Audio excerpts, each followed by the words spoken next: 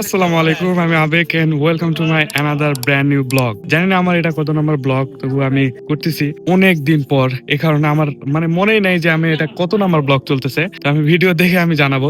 আজকে আমি যাচ্ছি দিনাজপুরে, অনেক গত 3 মাস পর আমি যাচ্ছি দিনাজপুরে। তো দিনাজপুরে যাওয়ার জন্য সবকিছু লাগেজ টাগেজ সবকিছু রেডি করা হচ্ছে, ভিতরে আরো সবাই রেডি হচ্ছে।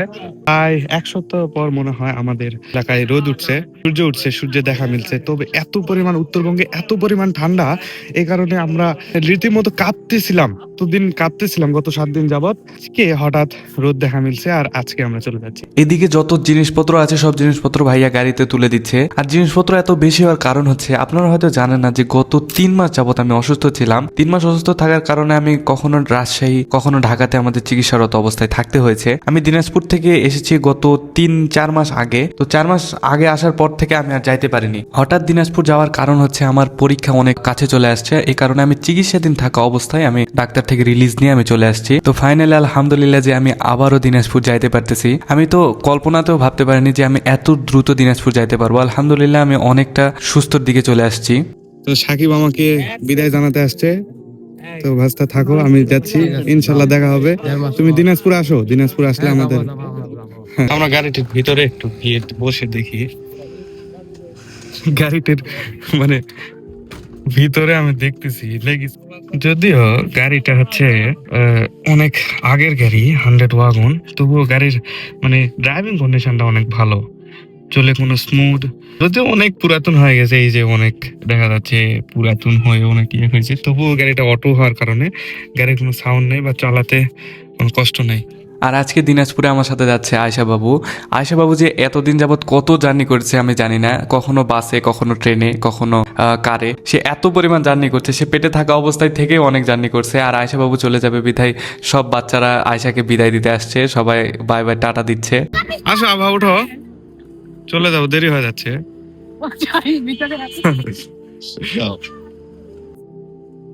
সুন্দর। তো ফাইনালি আমরা বিসমিল্লাহ বলে আল্লাহর নাম নিয়ে আমরা যাত্রাপথ শুরু করলাম। আমাদের জয়পুরহাট থেকে দিনাজপুরের রাস্তা হচ্ছে 2 ঘন্টা থেকে 2.5 ঘন্টার রাস্তা ম্যাক্স। যেহেতু জয়পুরহাট জেলা আমাদের উত্তরবঙ্গের মধ্যে পড়ে, তো উত্তরবঙ্গে অনেক ফাঁকা মাঠ রয়েছে যেখানে চাষাবাদ হয়। এই যে এখন মাঠে আলু চাষ করা হয়েছে, আলু চাষ করার কারণে মাঠে অনেক পানি রয়েছে আর অনেক কুয়াশা আছে। এই কারণে দিস দ্য ফ্যাক্ট যে এত ঠান্ডার কারণ হচ্ছে এটাই, যে মাঠে অনেক আলু চাষ হচ্ছে, সরিষা চাষ হচ্ছে, এখানে অনেক পানি যাচ্ছে। তো অবশেষে আমরা হাইওয়েতে উঠে গেছি। আর ভাইয়া এদিকে অনেক জোরে ড্রাইভ করতেছে, কারণ আমাদের যাওয়ার কথা ছিল 1 থেকে 1.5 ঘন্টা আগে। আমরা বের হতে হতে আমাদের অনেক লেট হয়ে গেছে, এই কারণে আমরা অনেক জোরে যাচ্ছি। আর যাই বলেন, গাড়ির বয়স বেশি হতে পারে কিন্তু গাড়ির ইঞ্জিন এখনো ঠিক আছে, এখনো অনেক গাড়িকে টেক্কা দিচ্ছে এই গাড়ি। আরেকটা কথা, যে আমরা যখন বাসা থেকে বের হয়ে একটা কোনো যানবাহনে উঠবো বা কোথাও যাব, তখন একটা দোয়া পড়তে পারি যে সুবহানাল্লাযী সাখখারা লানা হাযা ওয়া মা কুন্না লাহু মুকরিনিন ওয়া ইন্না ইলা রাব্বিনা লামুনকালিবুন।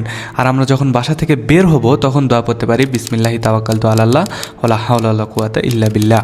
তো আমাদের গাড়ি এত জোরে ড্রাইভ করতেছিল ভাইয়া, যে আমরা কখন যে জয়পাট পার হয় আমরা পাঁচবিবিতে চলে আসছি আমি বলতেই পারি না। তো আমরা জয়পাট থেকে যদি ডিরেক্ট আমরা যদি দিনাজপুর যেতে চাই, তাহলে প্রথমে আমাদের পাঁচবিবি যেতে হবে। পাঁচবিবি থেকে হিলির পর বিরামপুর, তারপর হচ্ছে ফুলবাড়ি অ্যান্ড ডিরেক্ট তারপর হচ্ছে দিনাজপুর। তো কথা বলতে বলতে আমরা অবশেষে পাঁচবিবি পার হয়ে আমরা হিলিতে চলে আসলাম। আর হিলিতে এসে এই যে আমি গত 3 বছর যাবৎ এই রাস্তা দিয়ে আমি যাচ্ছি দিনাজপুরে, তবে আজ পর্যন্ত হিলির এই জায়গাটা বা পুরা হিলিটাই এখন পর্যন্ত সংস্কার হলো না, বা আজ পর্যন্ত এরকম ধুলাবালি রয়ে গেল। তো জানি না কেন। আমরা গল্প করতে করতে রাস্তা পার হয়ে যাচ্ছিলাম, আর আয়শা বাবু ওই জানে শুরু থেকে ঘুমাইছে, এখন পর্যন্ত ওঠেনি। আর যেহেতু আমরা হিলিতে আসি, সেজন্য ওখানে ওই পাশে ইন্ডিয়ার বর্ডার দেখা যাচ্ছে, ওই পাশে ইন্ডিয়া আর এই পাশে হচ্ছে বাংলাদেশ। আপনারা ক্যামেরায় দেখতে পাচ্ছেন কিনা জানি না, তবে আমরা দেখতে পাচ্ছি কিছু দূরেই হচ্ছে ইন্ডিয়ার বর্ডার, ওখান থেকে ওই পাশে ইন্ডিয়া আর এই পাশে হচ্ছে বাংলাদেশ। বলতে বলতে আমরা চলে আসছি দিনাজপুর মোহনপুর ব্রিজে। এটা খুব সুন্দর একটা জায়গা, বাট সরি টু সে আমি একটাও ফুটেজ নিতে পারিনি। আমি যতবার আমরা গাড়ি নিয়ে আসি ততবার আমরা এই জায়গাতেই আমরা ব্রেক দিই এবং একটু নাস্তা করে নেই। তো প্রতিবারের মতো এইবারও আমরা একটু দাঁড়ায় গিয়ে আমরা একটু নাস্তা করে নিচ্ছি। আর বাসা থেকে বের হওয়ার সময় এত রাশে ছিলাম, এই কারণে আমি কিছুই খাইতে পারিনি। সবাই খাইছে, আমি কিছু খাইতে পারিনি। তো এই কারণে এখানে একটু নাস্তা করতেছি। আমরা এখন নামলাম হচ্ছে মোহনপুরের একটা চায়ের দোকানে একটু রেস্ট নেওয়ার জন্য।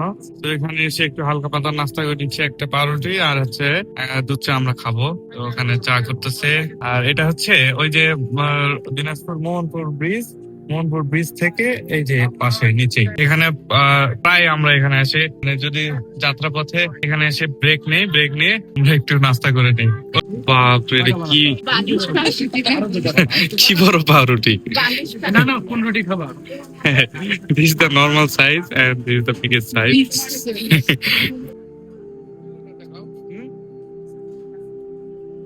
আচ্ছা কি খাচ্ছে? আচ্ছা কি চা খাচ্ছে? হ্যাঁ চা খাবে? আরে চা, ও বাবা, নাস্তা শেষ করে আবার আমরা চলে যাচ্ছি গাড়িতে। আমাদের গাড়ির এই চাকাতে একটু হাওয়া কম হয়ে গেছিল, সেই কারণে হাওয়া দেওয়ার জন্য আমরা এখানে দাঁড়ালাম। হাওয়া দিয়ে আবারও আমরা চলে গিয়ে ফাইনালি আমরা কিছুক্ষণ এখন থেকে 10-15 মিনিটের মধ্যে আমরা দিনাজপুরে ঢুকে যাবো ইনশাল্লাহ। তো ফাইনালি আমরা দিনাজপুর চলে আসলাম। আমরা এখন বাসার গলিতে ঢুকতেছি। আলহামদুলিল্লাহ যে গত 3 মাস পর আমি দিনাজপুরে আমার বাড়িতে পা দিতে পারছি। আল্লাহর কাছে লাখ লাখ শুক্রিয়া। আমি কখনো ভাবতেই পারিনি যে আমি দিনাজপুরে আসবো এবং আমার বাড়িতে যাব, আবার কলেজে যাব, এগুলো ভাবতেই পারিনি। আলহামদুলিল্লাহ, ফাইনালি আমি আমার বাড়িতে পা দিতে পারছি। বিসমিল্লাহির রহমানির রহিম। এখন আমরা যাব উপরে। এখন 4 তলা বেয়ে আমাকে উপরে যেতে হবে।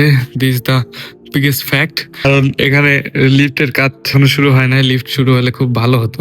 তো আব্বু ব্যাক করবে, এই কারণে আমি বাসায় বেশিক্ষণ থাকতে পারিনি। আব্বুকে নিয়ে আমি আবার চলে গেছিলাম হচ্ছে দিনাজপুরের লিলির মোড়ে। আমার একটা সিমকে ই সিম করা লাগতো, সেখানে আব্বুর ফিঙ্গারপ্রিন্ট লাগবে। এই কারণে আমি আব্বুকে নিয়ে আবার লিলির মোড় চলে গেছিলাম। তো সেখান থেকে এসে আব্বু আর বেশিক্ষণ দেরি করেনি, খুব দ্রুত আব্বু চলে গিয়েছে। কারণ যখন ব্যাক করবে তখন অনেক কুয়াশা পড়বে হয়তো, এই কারণে গাড়িতে যাওয়া অনেক কঠিন হয়ে যাবে। এই কারণে আব্বু দেরি করলো না, খুব দ্রুত চলে গেল। আপনারা যদি চান নেক্সট আমি আবারও একটা ব্লগ বানাবো, সেই ব্লগে আমি আমার এই দিনাজপুরের হোম ট্যুর দিব এবং দিনাজপুর নিয়ে একটা ভিডিও বানাবো। আপনারা যদি চান তাহলে বেশি বেশি এই ভিডিওতে কমেন্ট করেন। আর দিনাজপুরের যে পরিমাণ ঠান্ডা, মানে আমাদের জয়পুরহাটে যে পরিমাণ ঠান্ডা ছিল তার 3 গুণ ঠান্ডা দিনাজপুরে বেশি। সো আপনারা যদি চান অবশ্যই আমি আবারও বানাবো। আপনারা সকলে ভালো থাকবেন, সুস্থ থাকবেন। ইনশাল্লাহ দেখা হচ্ছে পরবর্তী কোনো একটা ভিডিওতে। আসসালামু আলাইকুম।